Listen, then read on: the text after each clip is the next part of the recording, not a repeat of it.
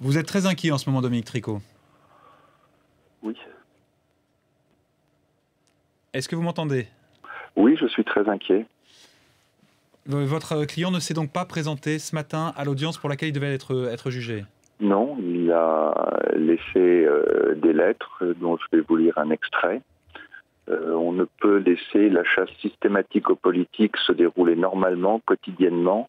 Il est des êtres, j'en suis, pour lesquels l'injustice et le déshonneur sont insupportables.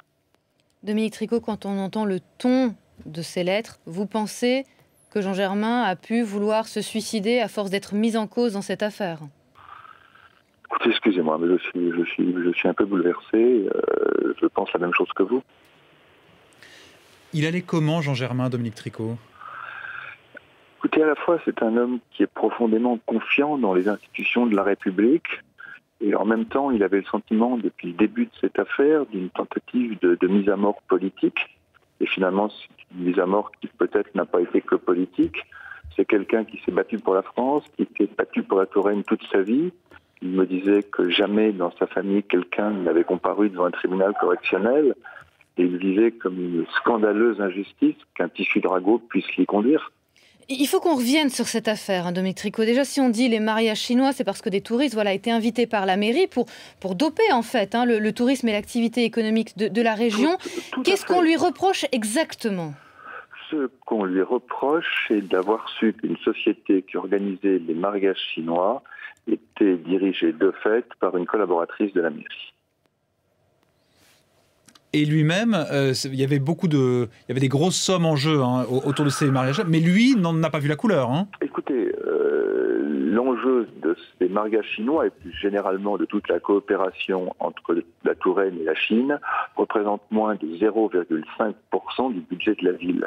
Alors ça représente des sommes importantes, mais pour quelqu'un qui était à la fois maire, sénateur et président de la communauté d'agglomération, c'était pas sa tasse de café quotidienne.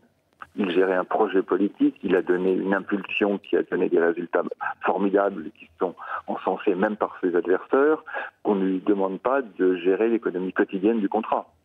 Oui, le nombre de touristes a priori multiplié par 3, c'est ce qu'il disait, il se félicitait de cette initiative. Ceci dit, il y a quand même 700 000 € en jeu. Visiblement, on ne sait pas très bien où ils sont passés. Mais on est dans le ragot parce que sur ces 700 000 €, il y en a au moins 5 ou 600 000 qui sont des frais de transport, qui sont des prestations qui ont été réalisées, même si la comptabilité de cette société semblait très mal faite. Et on arrive à des sommes qui sont infiniment moins importantes. C'est à mon avis ce que devait établir le procès. Et donc pour vous, ce ne sont que des ragots, mais Dominique Tricot, il en aurait eu marre, Jean Germain, de tout ça? Il y a un moment où on ne supporte plus? C'est le sentiment que j'ai. Je crois que peut-être ce qui a fait basculer les choses, c'est qu'hier soir, on a appris que la ville, qui ne se constitue pas partie civile contre Jean Germain, ce qui était d'ailleurs logique parce qu'en droit c'est stupide, allait étendre sa constitution de partie civile à Jean Germain. Et le fait que cette ville pour laquelle il s'est embattu contre 20 ans l'accuse, peut-être que c'est la goutte d'eau qui a fait déborder le vase. Parlez-nous, Dominique Tricot, des rapports qu'entretenait Jean Germain avec cette ville de Tours, dont il a été maire pendant des années. Il a été battu au dernier municipal. Tout à fait, et il était sénateur de la ville. Et c'est une ville qu'il avait chevillée au corps. Enfin, Tours, c'était important. Il allait comparaître à Tours, chez lui. Et tout à fait. Au centre de sa ville, le tribunal est mitoyen de la mairie. Tout le monde aime Jean Germain à Tours, tout le monde estime Jean Germain à Tours. Personne ne croit qu'il soit malhonnête. La ville de Tours est bouleversée.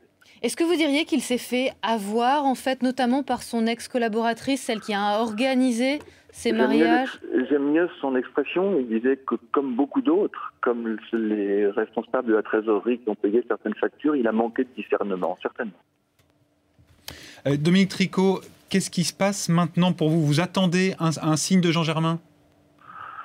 Je l'aimerais beaucoup. C'est un homme que j'ai beaucoup aimé. C'est un homme de très grande qualité. Je crois que tout le monde est bouleversé. Même ses adversaires. Je crois que tout le monde avait une grande estime pour ce grand serviteur de la France. On comprend votre émotion, Dominique Tricot, mais ce matin, selon vous, qu'est-ce qui lui est arrivé à Jean Germain qui ne laisse que 2 lettres? Est-ce que vous voulez que je vous réponde? Vous le connaissez bien, c'est un homme résolu, Jean Germain. C'est un homme discret, c'est un homme résolu, c'est un homme courageux. Et je pense, je ne sais pas, on ne sait jamais ce qu'il faut penser.